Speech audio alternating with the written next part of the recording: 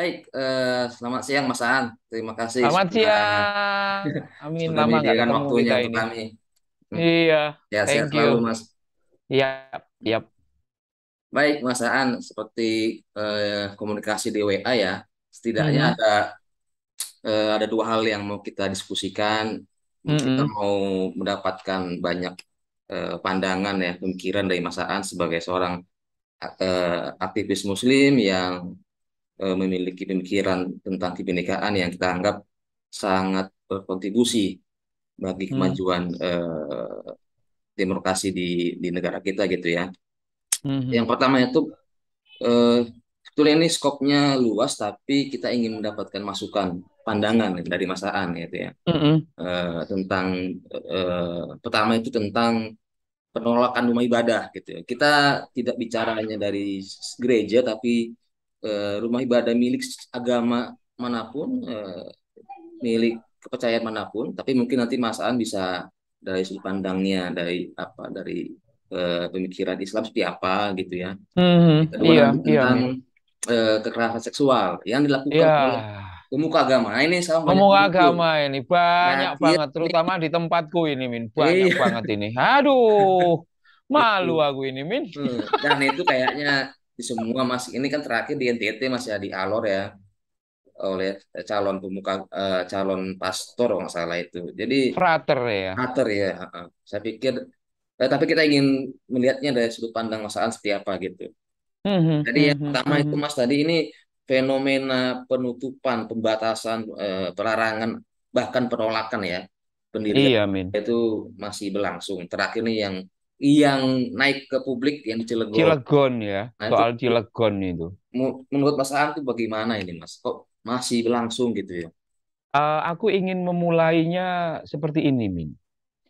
Jadi memulainya bahwa tahun 2020 kemarin Mm-mm. itu Burhanuddin Muhtadi sama Markus Misner itu mengeluarkan satu tulisan dari hasil risetnya yang sangat luar biasa itu.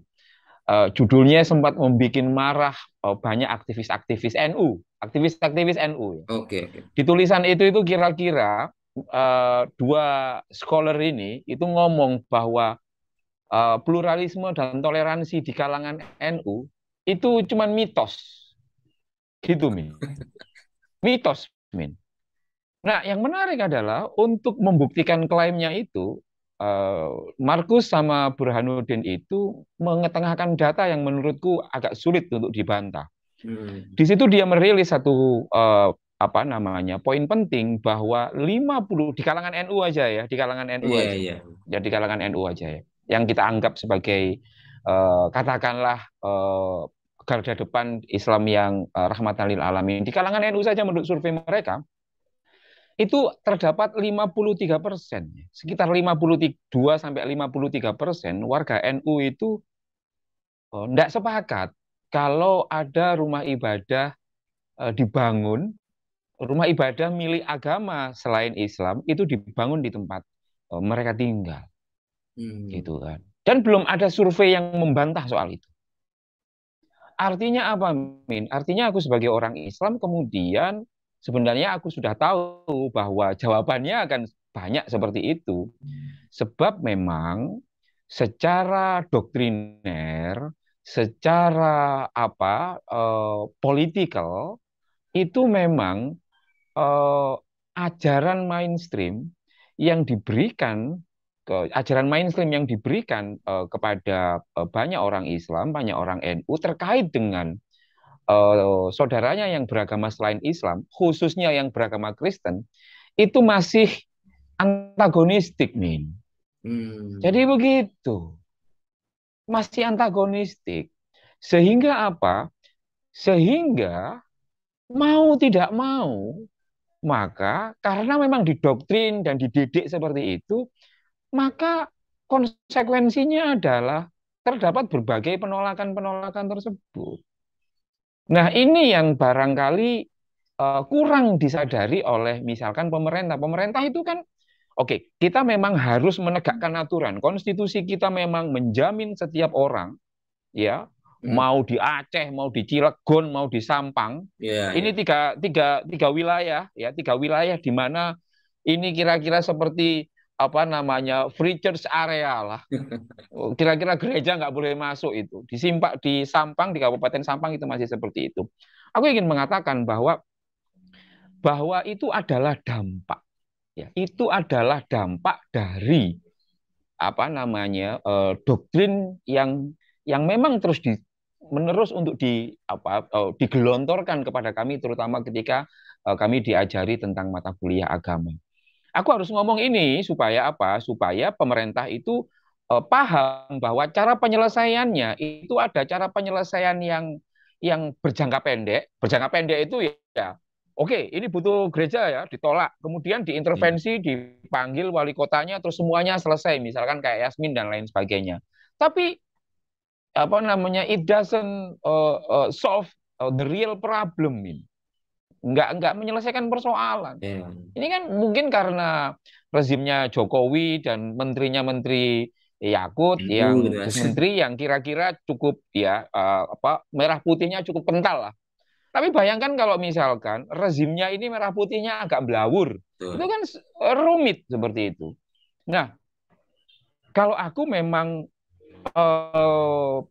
aku mengatakan bahwa konstitusi ini ditegakkan itu dengan cara yang menyeluruh. Artinya apa? Artinya mulai dari hulu sampai hilir itu juga harus digarap. Kayak gitu. Sebab kalau tidak, Min, ya ini persis seperti kita lah, Min. Kita ini tiap hari makan jeroan terus, Min. Jeroan, babat, Iya, iya. daging, macam-macam. Kolesterol kita kan tinggi, kan? Kolesterol kita kan tinggi. Kita nggak mau olahraga. Lalu kemudian stroke, ya diobati. Stroke-nya selesai. Tapi kalau kita nggak mulai memikirkan pola makan yang sehat, maka ini menjadi persoalan. Nah, aku kira secara jangka pendek, pemerintah harus melakukan intervensi ya. Ini menurutku Cilegon, kita kalah kalau yang ramai sekarang. Cilegon ini kan kalau dalam perspektif Pancasila kan sedang terkena stroke, kayak gitu kan, sedang terkena stroke. Maka harus ditreatment agar namanya orang stroke ya, Min. Orang stroke itu kan jalannya kan timpang, tapi bukan berarti dia nggak bisa sembuh. Fisioterapi, kemudian apa kadar gula kadar darahnya itu diturunkan lagi. Jadi yang menurutku adalah penting bagi rezim Jokowi per hari ini untuk memastikan bahwa negara tidak boleh kalah, tidak boleh kalah. Dan tidak boleh kalah dalam arti memastikan bahwa orang tidak bisa lagi dilanggar hak-haknya hanya karena cerita masa lalu ya, yang katanya kan cerita masa lalu bahwa dulu Iya, iya. Belanda dan lain sebagainya. Lalu Iya. apa sangkut pautnya Belanda dengan orang-orang HKBP? Kan nggak ada. Mereka juga orang HKBP, katakanlah yang kasus HKBP kan, HKBP yang makan ya nyari di sini, nggak disupport dari Belanda. Artinya aku ingin mengatakan bahwa aku ingin mengajak orang-orang di Cilegon dan wilayah-wilayah di mana banyak teman-teman terutama di Jawa, terutama orang-orang Kristen yang belum bisa beribadah dengan tenang, aku mengajak orang-orang Islam untuk realistis begitu ya, untuk realistis bahwa orang-orang Kristen saat ini itu bukan musuh. Hmm. Orang-orang Kristen saat ini itu nggak sama dengan Belanda penjajah, nggak sama. Orang-orang Nah, Kristen sekarang itu adalah saudara kandung, ya, saudara iya. apa ya ini, saudara sedarah Indonesia lah, kira-kira gitu. Sehingga apa? Sehingga harusnya kalau kita ini saudara, ketika kamu merasa sakit, maka atas nama saudara sedarah sebangsa, Iya, aku ya iya. harus merasa sakit, Min. Kalau kamu nggak bisa beribadah di tempatmu, ya, aku juga harus merasa sakit, meskipun aku juga bisa beribadah. Nah, bagaimana kita mendorong empati itu? Hmm. Dan tidak mungkin empati itu bisa terdorong kalau pola makan kita salah. Pengajaran kita, terutama di agama, terutama dalam doktrin Islam, itu tidak diajarkan bahwa orang Kristen di Indonesia itu adalah apa namanya saudara sebangsa, saudara sekemanusiaan. Itu sih Min menurutku Min. Nah, tadi Mas kan salah satu akar masalahnya doktrin ya yang diajarkan. Mm-mm. Nah, saya teringat juga pemerintah ada program moderasi beragama gitu ya. Nah, itu arahnya memang juga untuk katakanlah meluruskan doktrin ini atau justru jauh gitu. Artinya itu tidak menyentuh kakak masalah. Seperti apa tuh, Mas? Karena itu Ini sekarang kan masih ini lagi sama tren ya. ya, gitu. Iya lagi tren moderasi beragama. Aku dulu itu berharap moderasi beragama itu jelas dari Surabaya tujuannya mau ke Jakarta gitu kan. Hmm. Tapi Hmm. ini kayaknya pesawatnya ini harus mampir dulu ke Makassar. Kayak gitu ya. Pesawatnya harus mampir dulu ke Makassar.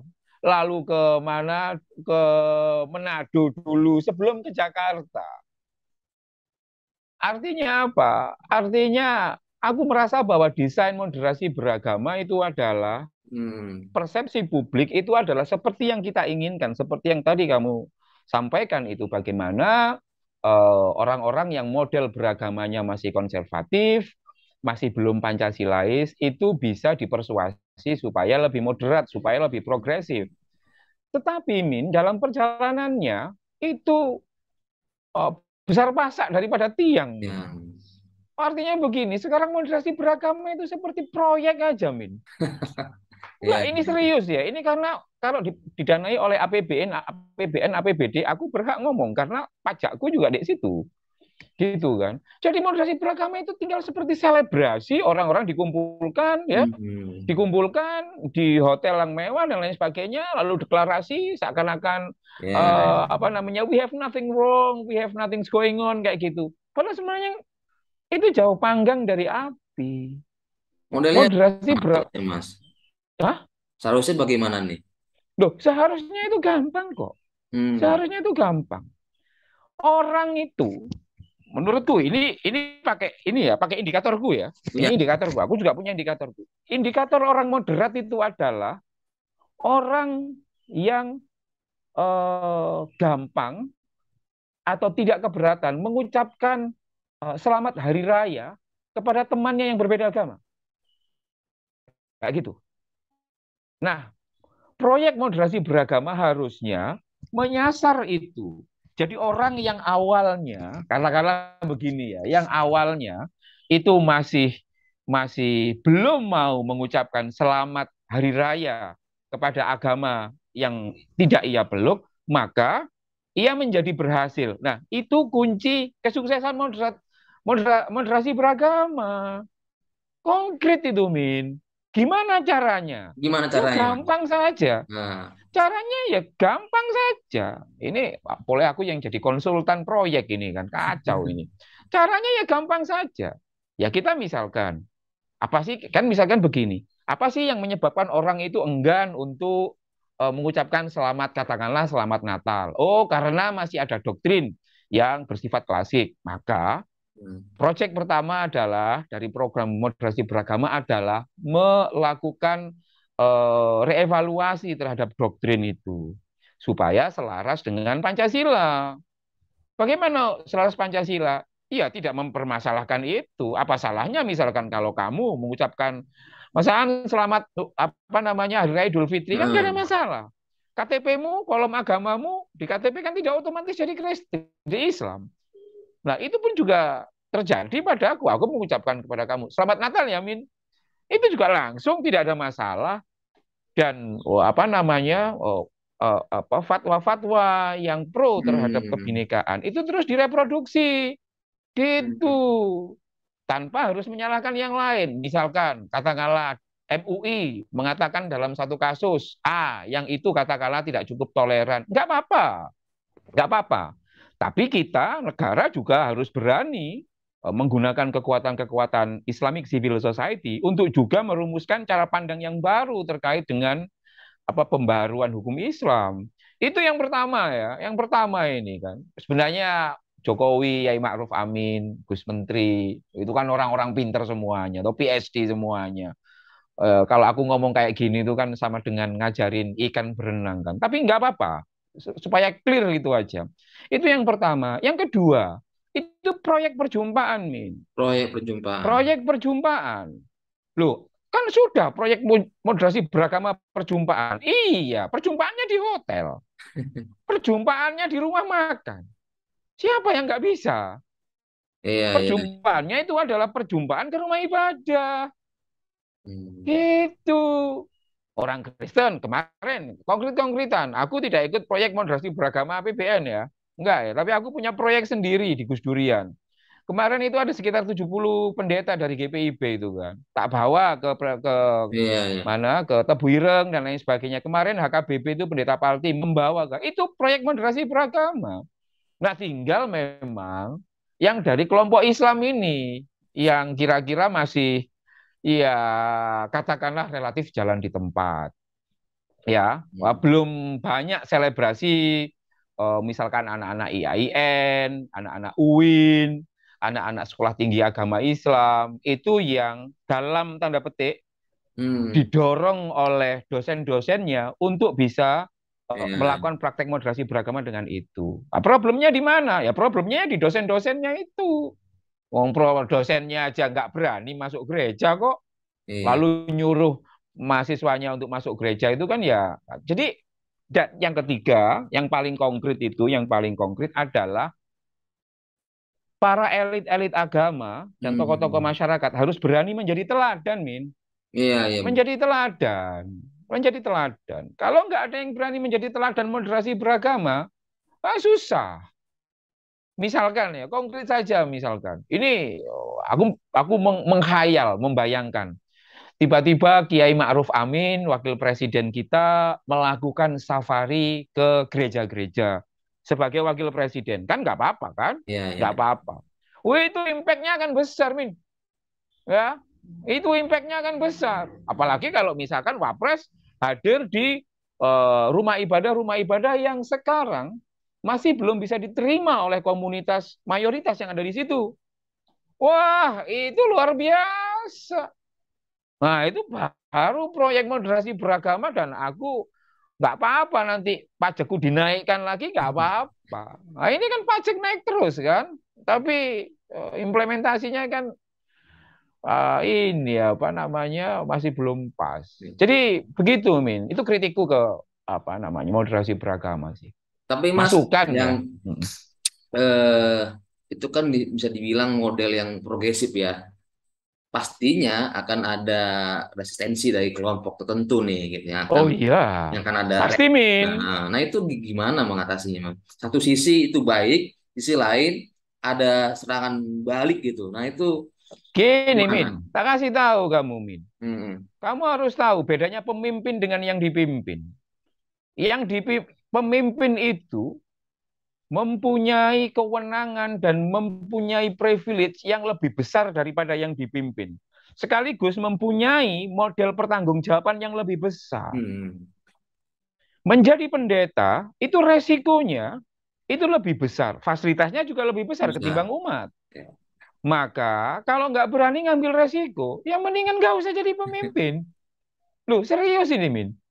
Ya, ya. Kalau di dalam tradisi Islam itu kan jelas itu kan, atiullah wa atiur rasul wa ulil amri minkum.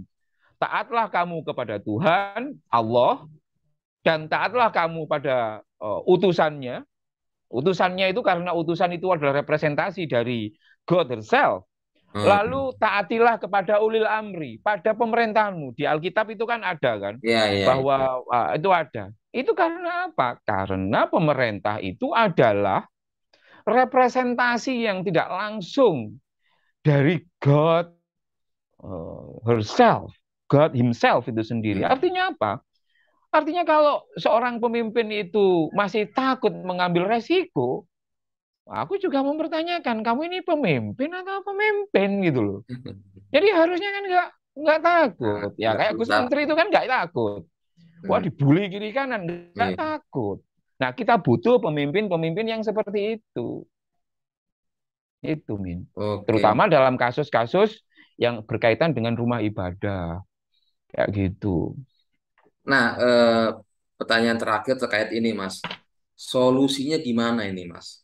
Misalnya kita contoh ke GKI Yasmin ya. Akhirnya Iya. solusinya relokasi gitu ya. Mhm. Meskipun ada yang setuju, ada yang tidak setuju, tapi kan kayaknya nggak happy ending. Iya, iya, Min. Mas, Itu kan asumsi kita kan gini, kalau kita dagang ya. hmm, Dagang ini, wah kita ini cuan 2 juta nih. Ya, hmm, katakanlah dikalkulasi cuan 2 juta kalkulasi. iya, Ternyata kita cuannya cuma 1 juta. Kecewa, iya. Tapi kan mending ya. Mending itu kan kita dapat 1 juta. iya, Atau kemudian kita nggak rugi. BEP gitu aja kan mending kita nggak rugi. Tergantung manajemen hubnya aja. hmm, Nah, aku yang ingin katakan begini, Min. Aku yang ingin katakan adalah solusinya adalah yang pertama adalah kalau kita belajar dari kasusnya GKI Yasmin hmm, sama HKBP Philadelphia, iya, iya, ya itu kan katakanlah pokoknya gereja-gereja yang katakanlah mendapat atensi dari negara, ya iya, bahwa itu belum sepenuhnya ideal, iya, tapi kan dapat atensi.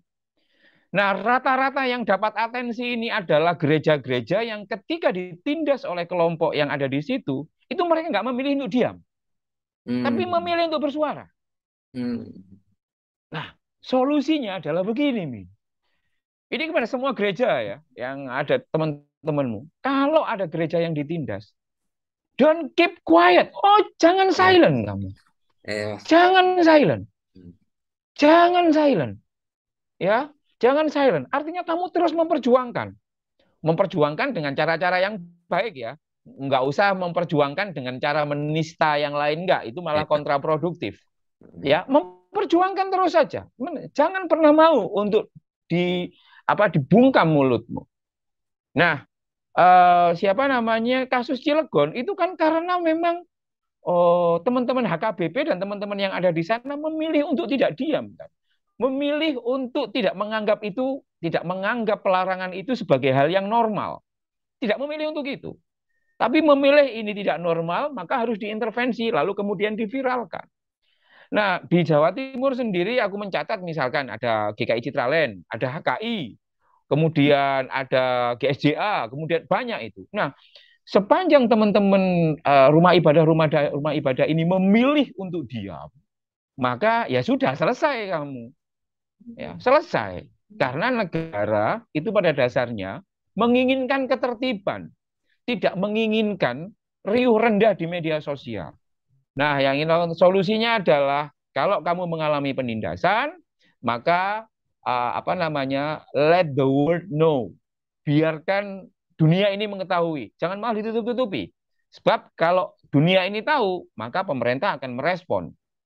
Nah, berbekal dari itu, maka pemerintah harus terus melakukan perbaikan-perbaikan.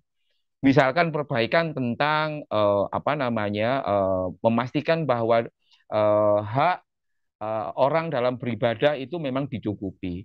Dan yang itu jangka pendek, jangka panjangnya saya kira memang kita kan pingin supaya 10 tahun situasi kayak gini udah iya. nggak ada lagi gitu loh, Min. Nah, itu hanya bisa dilakukan dengan cara memastikan sistem pendidikan nasional kita itu melakukan upaya-upaya konkret terkait moderasi beragama. Hmm, Jangan biarkan anak-anak kita, anak-anak di sekolah kita, itu hanya punya teman orang yang satu agama dan satu agama. etnis. Jangan pernah, jangan pernah. Sebab kalau dibiarkan seperti itu, kita akan mengambil konsekuensi seperti ini 10-20 tahun yang akan datang. Jadi bagi teman-teman pemerintah yang sekolah, kalau ada sekolah yang masih hanya homogen, Kristen saja semuanya, atau Islam saja Hmm, semuanya, justru di situ biasanya kolesterol intoleransinya tinggi, iya. di situ biasanya penyumbang terbesar orang untuk melakukan praktek intoleransi kepada orang yang berbeda. Itu yang harus diintervensi nih, kayak gitu. Baik, Mas Aan. Ini sekarang kita bergeser nih, yang ke isu kedua nih. Oh, isu kedua, oh, Nah, oke. juga nggak kalah pentingnya, Mas. Ini gimana ini di lembaga keagamaan, pemuka agama, tetapi justru melakukan kejahatan seksual. Ini di mana salahnya, Mas? Di Aku lembaga nggak tahu ada secara Pak. atau memang ada pengaruh soal dogma tadi juga, doktrin juga, Ada atau sih memang Min, di ada Min. apa ya? Katakanlah orang untuk menjadi pemuka agama itu kan seharusnya ada seleksi atau filternya gitu, Mm-mm. atau Mm-mm, apa mm-mm. gitu gitu, Pak. Iya, yang pertama itu adalah tadi kalau kamu ngomong soal doktrin, ngomong soal dogma adalah yang pertama adalah doktrin tentang patriarki. Ya, Hmm. doktrin di mana identitas tertentu, ya, identitas kalau laki-lakian itu dianggap yang paling unggul dan doktrin dan identitas yang lain, misalkan perempuan itu menjadi subordinat. Hmm. Ingat, Min, hukum besi di dalam sexual harassment itu adalah sexual harassment is about a power. Pelecehan seksual itu selalu soal relasi kuasanya. Pasti itu, Min. Pasti itu. Yang dilecehkan secara seksual itu pasti yang memiliki apa, paling paling subordinat, paling subordinat. Ya, Nah, ya, ya. selama kita tidak mengganyang doktrin seperti itu rumit. Nah, yang kedua itu doktrin terkait dengan aib. Jadi ini itu semacam kayak komorbid ya, Min ya. Hmm. Jadi ini tidak ada faktor tunggal. Faktornya macam-macam, komorbid. Doktrin yang kedua itu adalah soal aib, Min. Hmm. Soal aib, ya. Di beberapa kalangan, misalkan di beberapa tempat di tempatku di Islam itu, aib itu dipandang sebagai sesuatu yang tidak boleh diumbar, Min. Tapi harus ditutup, Min. Hmm. Konsekuensinya apa? Konsekuensinya adalah katakanlah, ketika katakanlah anakku mengalami kekerasan seksual, katakanlah di sebuah pondok pesantren, maka tata nilai sosial yang ada di situ lebih senang aku ini menerima. Tidak usah koar-koar, tidak usah lapor polisi. Karena ini akan meruntuhkan martabat dan meruntuhkan wibawa institusi besar keagamaan. Hmm. Ya, aib. Jadi aib itu, jadi dekonstruksi soal aib. Apa yang dianggap aib? Aib itu adalah ketika kita mengumbar kesalahan orang lain ke publik.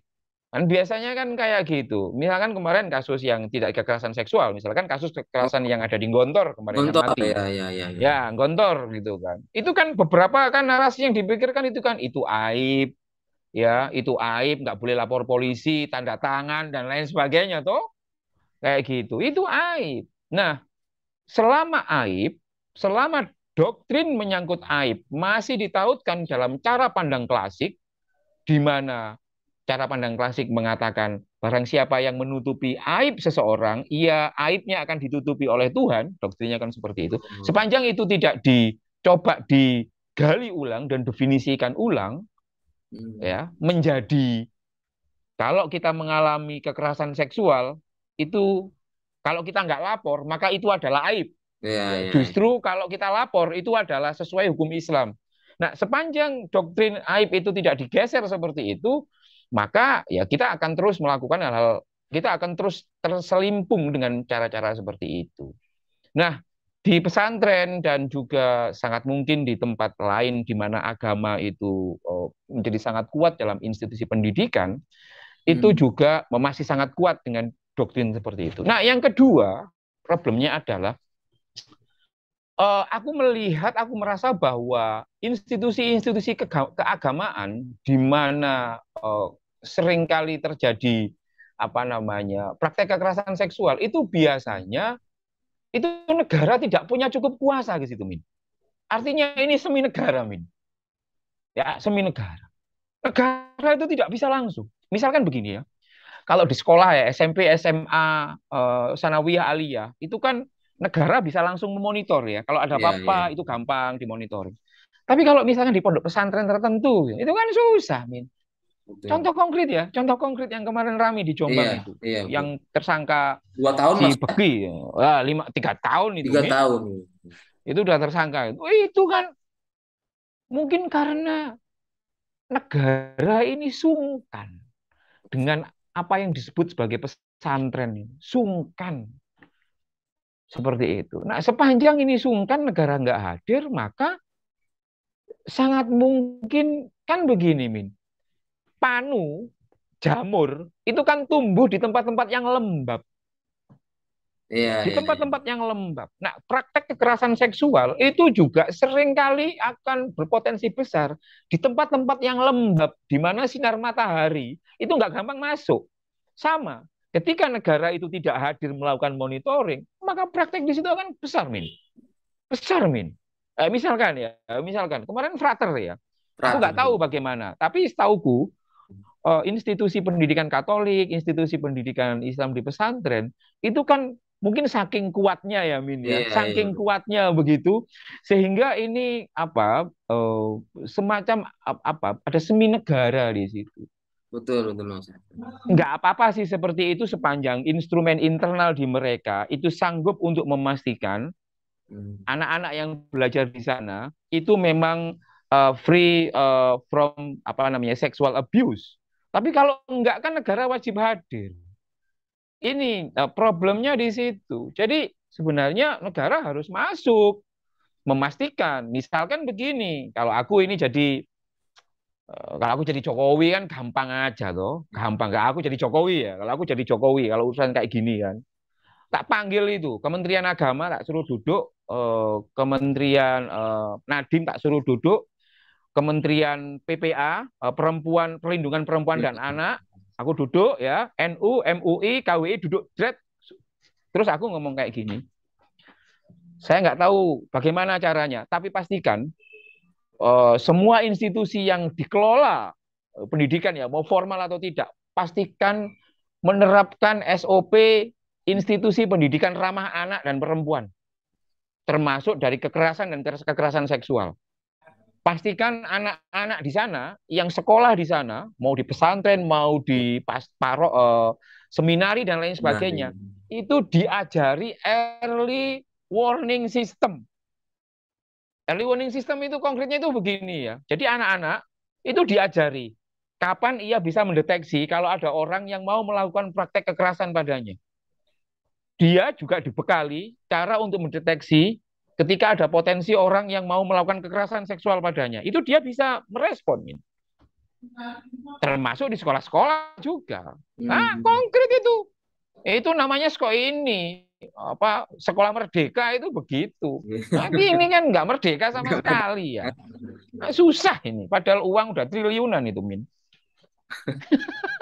Nah, kemudian Mas Jadi pernah gitu, juga Min. saya dengar tuh ya ada mungkin salah satu diawali apa ya pemicunya tentang hate speech ya.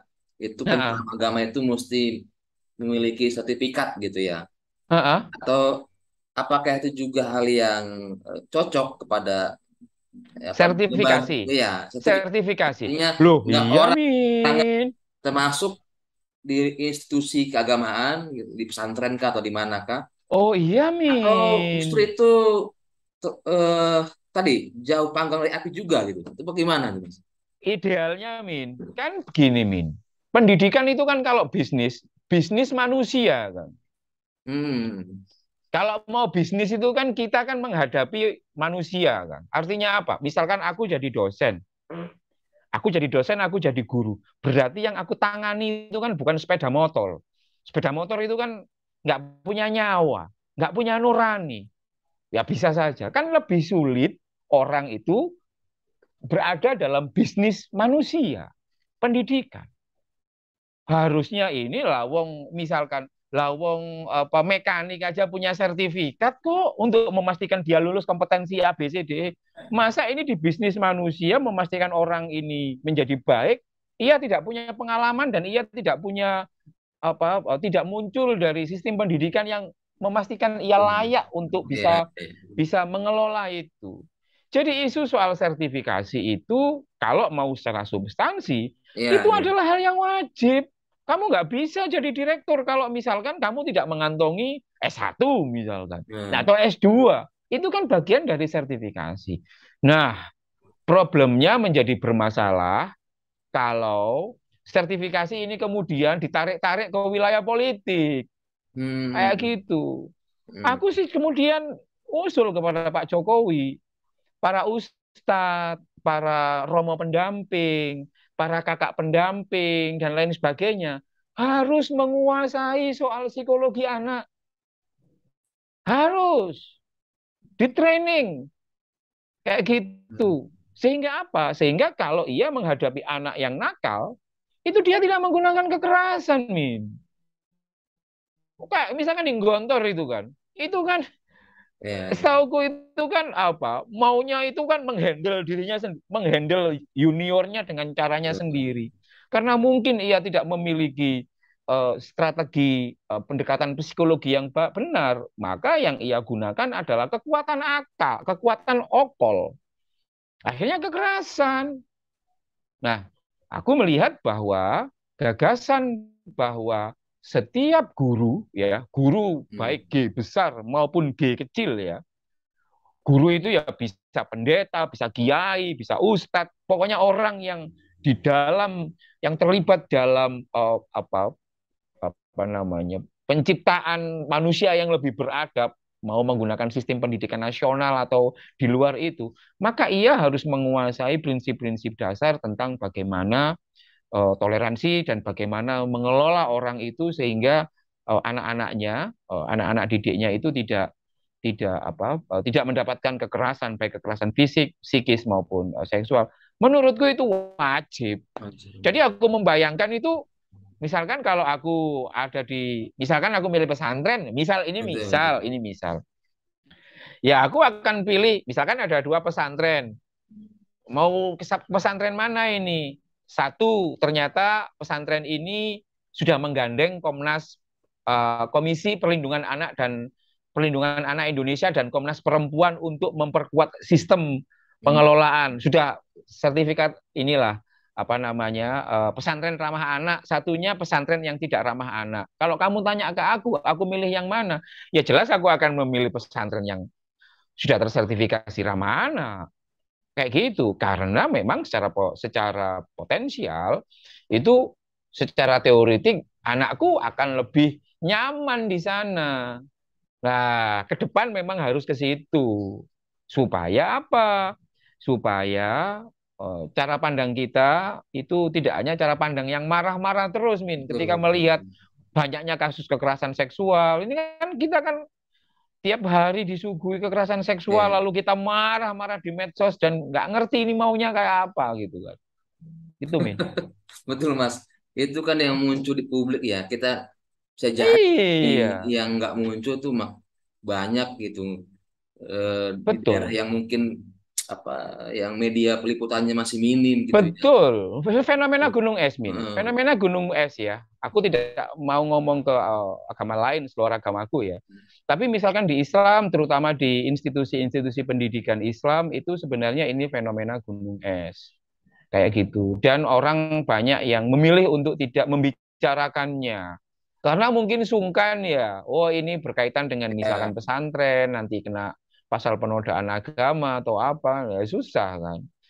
Tapi menurutku kalau misalkan institusi pendidikan Islam tidak segera mm, berbenah diri dan merespon, maka aku khawatir nanti pesantren ini lama-lama akan ditinggalkan. mm, Kayak gitu kan, pesantren lama-lama ditinggalkan. Dan aku juga khawatir kalau pemerintah tidak segera iya, membantu pesantren supaya katakanlah kalau yang mau konkret itu membuat pesantren yang lebih ramah terhadap anak dan perempuan, maka ya pemerintah ini juga abai. Sebab jumlah pesantren di Indonesia itu banyak loh, Min. betul. Sekitar 30-an ribu loh, Iya, Min. iya, iya, iya. Itu kan. Aku membayangkan itu, wah, potensi yang besar itu kan. Oke, Mas Aan. Ini udah banyak hal nih yang kita dapat nih. Gitu ya. Iya, Thank you ya, Min. thank you banyak Terima Mas kasih Aan ya. atas waktunya dan nanti Thank you. kira-kira saya terpikir nih Mas Aan eh, Apa? di tengah keterbatasan kami juga kan kontribusi Aha. apa nih kira-kira yang bisa kita berikan ya maksudnya dalam ya moderasi beragama yang tadi Mas Aan katakan gitu kan Oh dan dalam iya, hal aku apa ya supaya gini Min. masa depan kita tuh jauh lebih baik gitu ya. Baik, Min. Kalau soal moderasi beragama begini, Min. Kamu itu kan JKLPK kan, jaringannya berat. Kurangi kegiatan-kegiatan yang homogen. Kurangi. Ya, ya, ya. Ya, kurangi. Semua kegiatan-kegiatan itu harus diorientasikan untuk mempertemukan Orang-orang Kristen itu dengan orang-orang Islam yang baru. Jangan lu lagi, Ya. jangan. Jadi misalkan, contoh paling konkret misalkan, sekolahan ya, yayasan-yayasan sekolah yang ada di JKLPK, sekolah milik Kristen, itu kan banyak ya, mungkin Ya. 10, bisa 15. Dorong separuh aja dari sekolah ini untuk membuat sister school dengan sekolah berbasis Islam di tempatnya, Min. Itu jauh lebih ampuh, Min. Jauh lebih ampuh, Min. Ya, jauh lebih ampuh. Meskipun resistensinya akan banyak, Min. Banyak ya. Misalkan resistensi dari orang Islam nggak akan mau menerima. Resistensi dari orang Kristen, Ya. mereka juga akan nggak nyaman keluar dari zona yang biasanya. Tetapi kalau semuanya orang itu nyaman dengan zonanya masing-masing, ya nggak jalan ini moderasi beragama. Jalannya ya di hotel-hotel. Jadi yang bisa dilakukan oleh teman-teman JKLPK itu adalah itu tadi, dan yang kedua dalam kerangka untuk perjumpaan itu, aku tadi mikir ya Min ya, ketika di Warkop itu, aku itu pengen bikin program ya, program live in setengah bulan Min. Oh, iya. Jadi aku setengah bulan itu begini, aku ngundang ya, aku menyediakan pesantren ya, misalkan di Jawa Timur, aku akan mengundang misalkan silakan siapa yang mau terlibat, tapi para pendeta-pendeta, pendeta dan majelis jemaat, itu kan, mereka akan tinggal di situ ya selama setengah bulan mereka bisa lihat apa dan lain Ya. sebagainya. Di satu sisi aku juga akan bikin program orang-orang Islam yang mau live in di sini mempelajari soal kekristenan, tahu dan lain sebagainya. Hmm. Itu jauh lebih konkret yang harusnya negara itu melakukan. Tapi Banyak. karena negaranya masih sibuk dengan soal sambo kan ya susah akhirnya Min. Oke, oke Mas Aan. Gitu ya Min ya. Thank you Mas Aan ya. Nanti Thank you ya Min ya. kami akan Kontak-kontak. kontak lagi Mas Aan. Terima kasih Min. Mas Mas Sampai ya. suun nih.